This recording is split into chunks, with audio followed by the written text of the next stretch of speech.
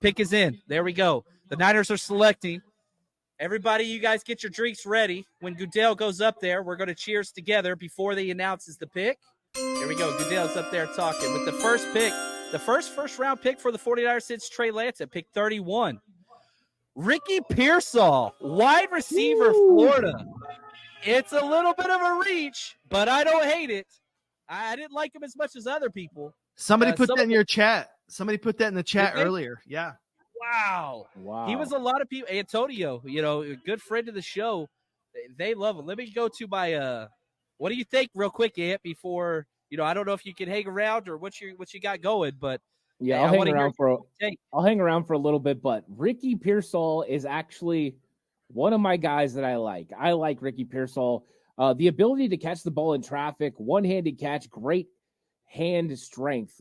He's a guy that runs good routes, good with the ball in his hands after the catch. This is a little high for what I thought. I thought second round Ricky Pearsall made a lot of sense.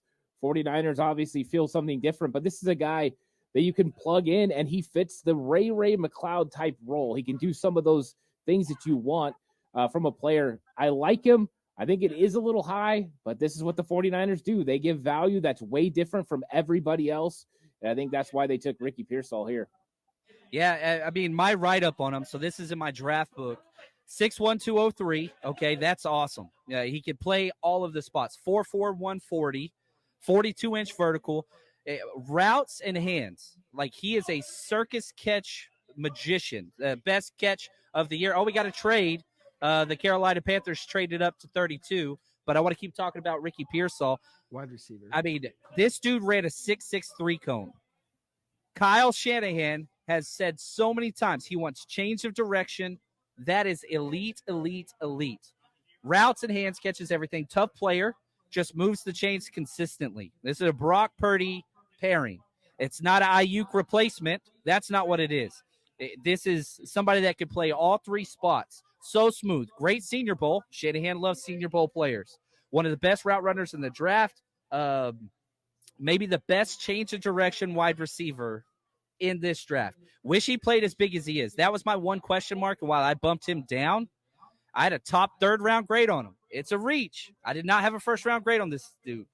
There's a lot that makes sense about it. The people that like Ricky Pearsall love Ricky Pearsall. Like, the Ricky Pearsall fans love this dude. Tape is good, consistent. Led the SEC in yards per reception. That's a Shanahan trait. Began his college career at Arizona State. And how many Arizona State players we got? Yeah, that's it. That's the key right there. Herm Edwards, Arizona State, Brandon Ayuk. He was there when Ayuk was there.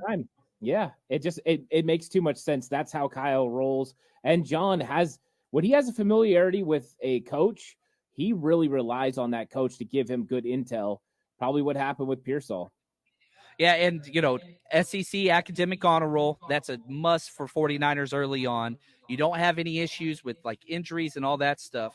There's more that I want to look up on him. One thing I know about Ricky Pearsall watching his film is that his acceleration, to me, is one thing that's a big difference maker for him and other wide receivers. It feels like once he gets the ball, his acceleration is at the top of this class. He gets from 0 to 100 real fast. He takes angles, and he gets the most out of what's given to him.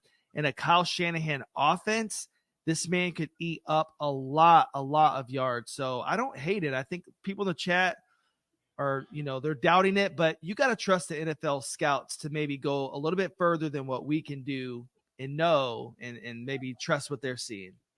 He's a ceiling play. Yeah. I mean, freak plays. I mean, this dude he's a highlight reel waiting to happen. He played in 55 games at Arizona State and Florida. Injuries they're not there. Health history, that's there. Academics, IQ, that's there. Change of speed, big plays, that's there. Versatility, that's there. Position of need, 100%. I mean, you have maybe the worst wide receiver depth in the NFL. You've got 3 studs, all of which could be gone in a year. Obviously, it's not going to happen, but Debo's got to out in the contract. Juwan Jennings, 1-year deal. Ayuk, 1-year deal. Hopefully that changes, but all 3 of those guys ain't coming back.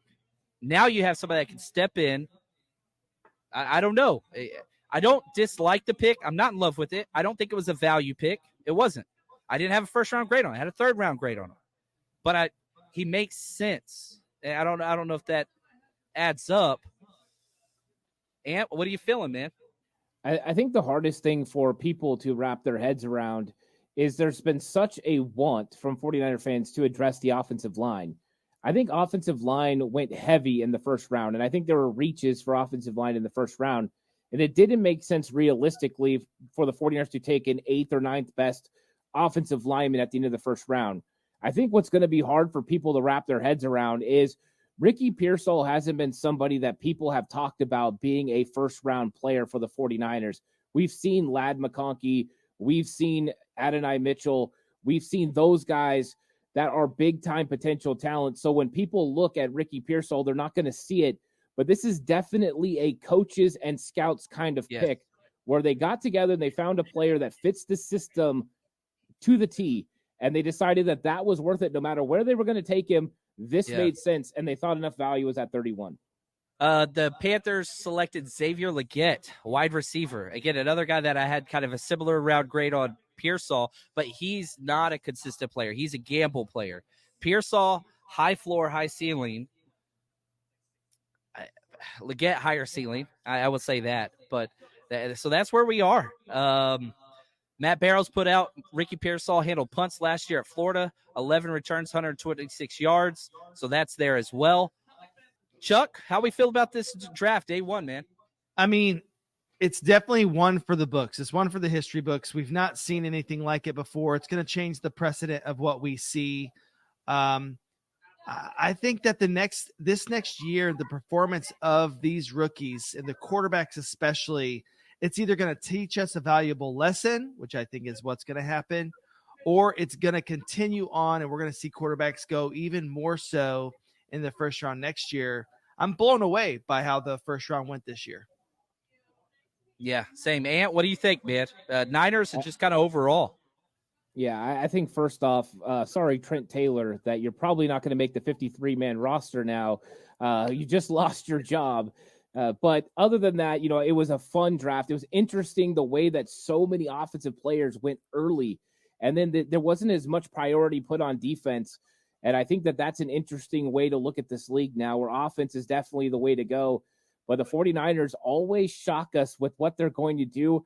And you know what? Maybe it's time for us to be okay with a odd pick at the end, because it didn't work out with some of the other ones. Maybe this is the one that gets it done.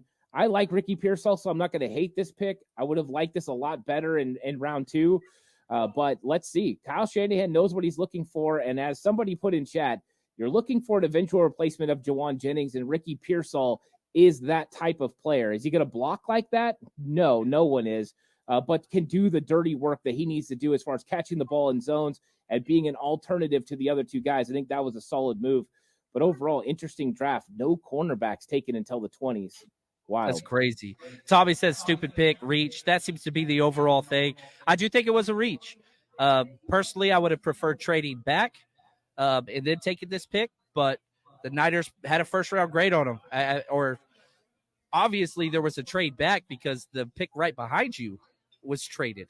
And so, I didn't see what they gave up for that, but I mean, the trade was possible. You could have done the same trade with the Panthers, so they liked it. They wanted the fifth-year option. They chose to go with that, I guess, over, whatever else. But, wow.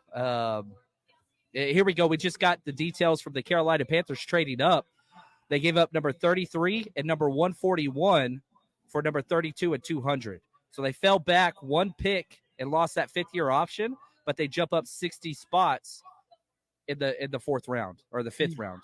So there we go. That's what we got.